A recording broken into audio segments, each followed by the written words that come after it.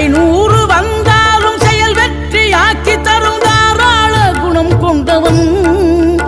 நீ வலை வீசும் அறிவுக்கு தொலைவானவானாகி மாறாது அருள் செய்பவன் தீராத காதலோடு திருவடியை தொழுபவர்க்கு திரவியமே தருகின்றவன்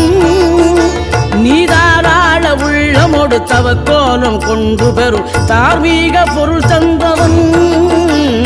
தார்மீக பொருள் தந்தவன் ஆறுபடை வீடும் அருள் வழங்கும் முருகா அருகே நீ ஓடோடிவா மூவிரண்டு முகம் ஜொலிக்க 2 கரங்களுடன் ஆதரவு தரவோ